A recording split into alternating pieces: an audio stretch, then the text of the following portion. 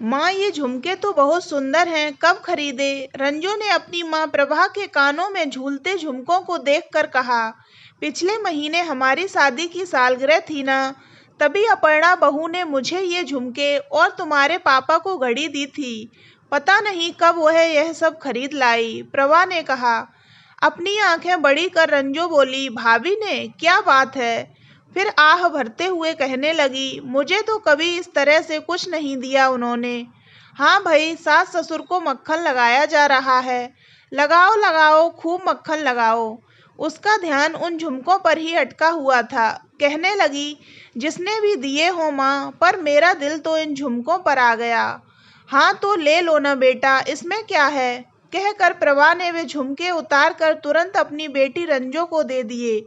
उसने एक बार यह नहीं सोचा कि अपर्णा को कैसा लगेगा जब वह जानेगी कि उसके दिए उपहार स्वरूप झुमके उसकी सास ने अपनी बेटी को दे दिए।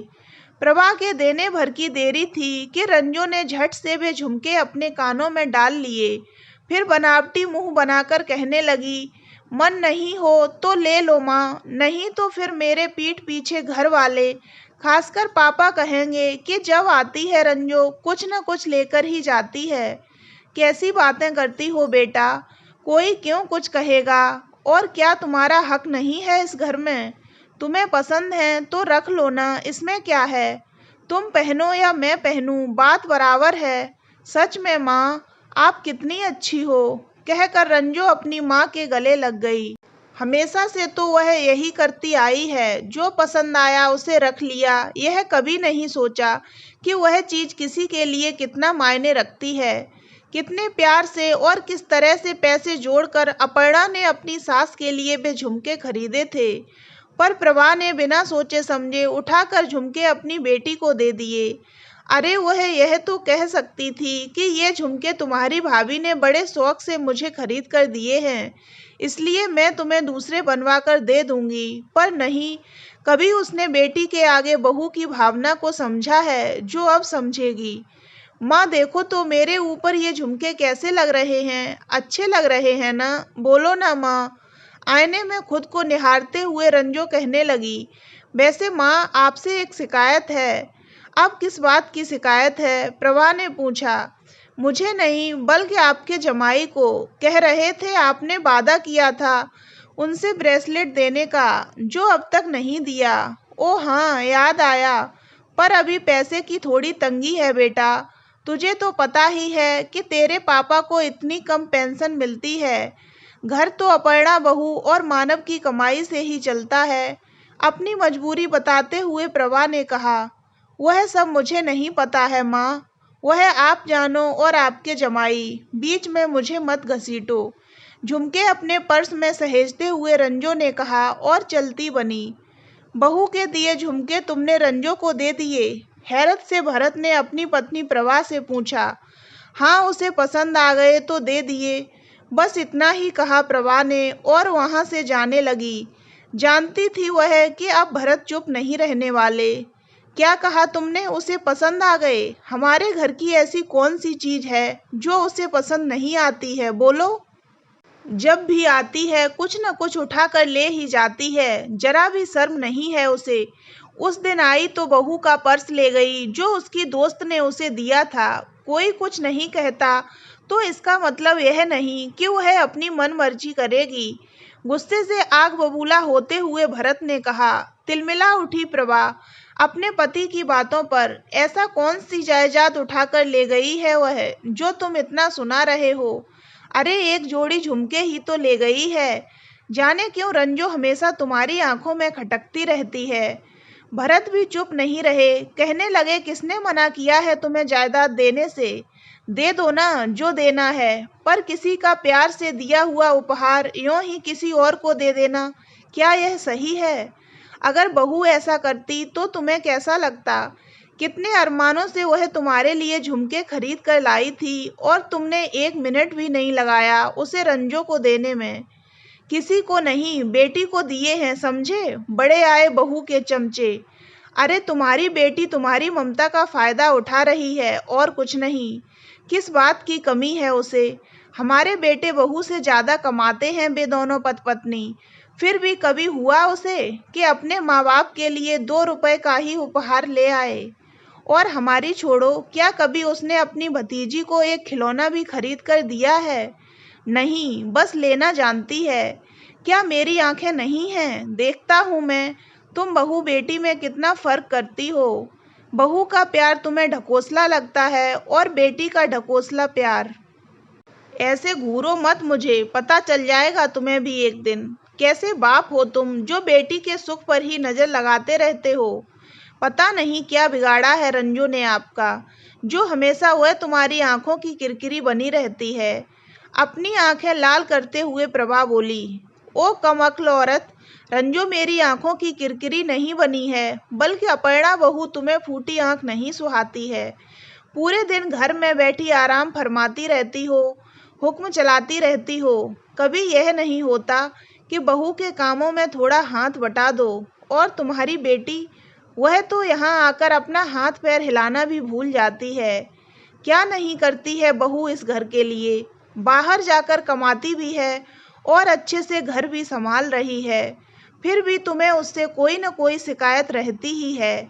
जाने क्यों तुम बेटी बहू में इतना भेदभाव करती हो। कमा कर लाती है और घर संभालती है तो कौन सा हम पर एहसान कर रही है। घर उसका है तो संभालेगा कौन? अच्छा, सिर्फ उसका घर है, तुम्हारा नहीं। बेटी जब भी आती है उसकी खातिरदारी में जुट जाती हो, पर कभी यह नहीं होता कि ऑफिस से थकी हारी आई बहू को एक गिलास पानी दे दो। बस ताने मारना आता है तुम्हें।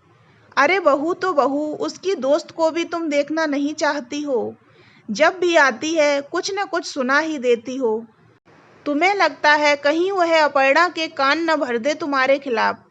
मैं भी किस पत्थर से अपना सिर फोड़ रहा हूँ, तुमसे तो बात करना ही बेकार है। कहकर भरत वहां से चले गए। सही तो कह रहे थे भरत, अपर्णा क्या कुछ नहीं करती इस घर के लिए, पर फिर भी प्रभा को उससे शिकायत ही रहती थी। नाते रिश्तेदार हों या कोई पड़ोसी, हर किसी से वह यही कहती फिरती थी, भाई अब बहू के राज में जी रहे हैं तो मुंह बंद करके ही जीना पड़ेगा ना, वरना जाने कब बहू बेटे हम बूढ़े बूढ़ी को वृद्धाश्रम भेज दें। यह सुनकर अपर्णा अपना चेहरा नीचे कर लेती थी, पर अपने मुंह से एक शब्द भी नहीं बोलती थी। पर उसकी आंखों के बहते आंसू उसके मन के दर्द को जरूर बयां कर देते थे। अपर्णा ने तो आते ही प्रभा को अपनी माँ मान लिया था, पर प्रभा तो आज तक उसे पराई घर की लड़की ही समझती रही। अपर्णा जो भी करती प्रभा को वह बनावटी लगता था। और रंजो का एक बार सिर्फ यह पूछ लेना, माँ आपकी तबीयत तो ठीक है ना, सुनकर प्रभा खुशी से कुप्पा हो जाती। और अगर जमाई ने हालचाल पूछ लिया तो फिर प्रभा के पैर ही जमीन पर नहीं पड़ते थे। उस दिन सिर्फ इतना ही कहा था अपर्णा ने, माँ ज़्यादा चाय आपकी सेहत के लिए नुकसानदायक हो सकती है, और वैसे भी डॉक्टर ने आपको चाय पीने से मना किया है। तुम मुझे ज़्यादा डॉक्टरी का पाठ मत पढ़ाओ बहू। फिर बुदबुदाते हुए अपने मन में ही कहने लगी, बड़ी आई मुझे सिखाने वाली। अच्छे बनने का नाटक तो कोई इससे सीखे। अपर्णा की हर बात उसे नाटक सरीखी लगती थी। मानव ऑफिस के काम से शहर से बाहर गया हुआ था और अपर्णा भी अपने कजिन भाई की शादी में गई हुई थी।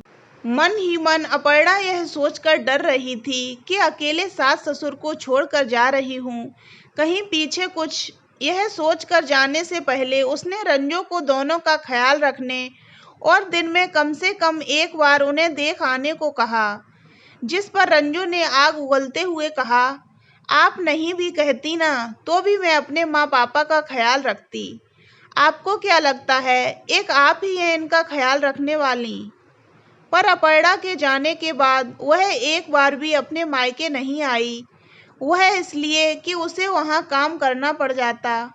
हाँ, फोन पर हालचाल जरूर पूछ लेती और साथ में यह बहाना भी बना देती कि वक्त नहीं मिलने के कारण वह उनसे मिलने नहीं आ पा रही है, पर वक्त मिलते ही जरूर आएगी।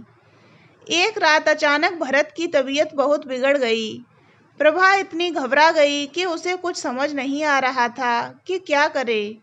उसने मानव को फोन लगाया पर उसका फोन विस्तार क्षेत्र से बाहर बता रहा था। फिर उसने अपनी बेटी रंजू को फोन लगाया। घंटी तो बज रही थी पर कोई फोन नहीं उठा रहा था। जमाई को भी फोन लगाया, उसका भी वही हाल था। जितनी बार भी प्रभा ने रंजू और उसके पति को फोन लगाया, उन्होंने नहीं उठाया। शायद सो गए होंगे, प्रभा के मन में यह ख्याल आया। फिर हार कर उसने अपर्णा को फोन लगाया। इतनी रात गए प्रभा का फोन आया देखकर अपर्णा घबरा गई। प्रभा कुछ बोलती उससे पहले ही वह बोल पड़ी, माँ क्या हुआ, पापा ठीक है ना?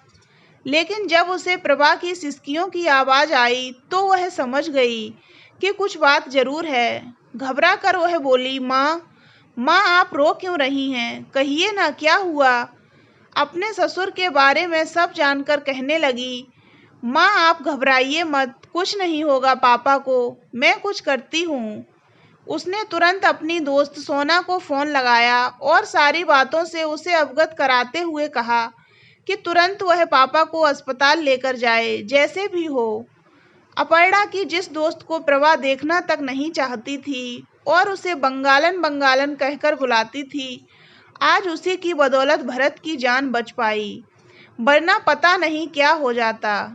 डॉक्टर का कहना था कि मेजर अटैक था। अगर थोड़ी और देर हो जाती मरीज को लाने में तो वे इन्हें नहीं बचा पाते। तब तक अपर्णा और मानव आ चुके थे। फिर कुछ देर बाद रंजू भी आ गई। बेटे बहू को देखकर बिलख बिलख कर रो पड़ी प्रभा और कहने लगी, आज अगर सोना न होती तो शायद तुम्हारे पापा जिंदा नहीं होते। अपर्णा के भी आंसू रुक नहीं रहे थे। उसने अपनी सास को ढांढस बंधाया और अपनी दोस्त को तहे दिल से धन्यवाद दिया कि उसकी वजह से उसके ससुर की जान बच पाई। अपनी भाभी को माँ के करीब देखकर रंजू भी मगरमच्छ के आंसू बहाती हुई कहने लगी, माँ मैं तो मर ही जाती अगर पापा को कुछ हो जाता। कितनी खराब हूँ मैं जो आपकी कॉल नहीं देख पाई। वह तो सुबह आपकी मिस्ड कॉल देखकर वापस आपको फ़ोन लगाया तो पता चला, वरना यहाँ तो कोई कुछ बताता भी नहीं है। यह कहकर अपर्णा की तरफ घूरने लगी रंजू। तभी उसका 7 साल का बेटा बोल पड़ा, मम्मी आप झूठ क्यों बोल रही हो?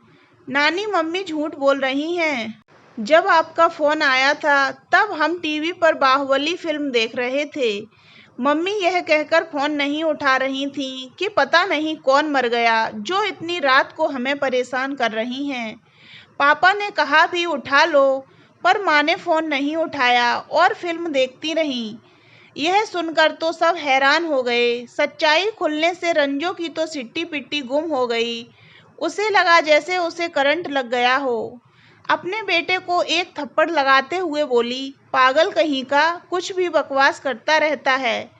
फिर हकलाते हुए कहने लगी, अरे वह तो किसी और का फ़ोन आ रहा था, मैंने उसके लिए कहा था। दांत निपोरते हुए आगे बोली, देखो ना माँ, कुछ भी बोलता है, बच्चा है ना इसलिए। प्रभा को अपने कानों पर विश्वास नहीं हो रहा था। कहने लगी, इसका मतलब तुम उस वक्त जागी हुई थी और तुम्हारा फ़ोन भी तुम्हारे पास ही था। तुमने एक बार भी यह नहीं सोचा कि इतनी रात को तुम्हारी माँ किसी कारणवश ही तुम्हें फ़ोन कर रही होगी। अच्छा सिला दिया तूने मेरे प्यार और विश्वास का बेटा। आज मेरा सुहाग उजड़ गया होता अगर यह सोना न होती। जिस बहू के प्यार को मैं ढकोसला और बनावटी समझती रही, आज पता चल गया कि वह असल में प्यार ही था। मैं तो आज भी इस भ्रम में ही जीती रहती अगर तुम्हारा बेटा सच्चाई न बताता तो। अपने हाथों से सोने का अंडा देने वाली मुर्गी निकलती देख कहने लगी रंजू, नहीं माँ, आप गलत समझ रही हैं। समझ रही थी, पर अब मेरी आंखों पर से पर्दा हट चुका है। सही कहते थे तुम्हारे पापा कि तुम मेरी ममता का सिर्फ फायदा उठा रही हो, कोई मोह नहीं है तुम्हारे दिल में मेरे लिए।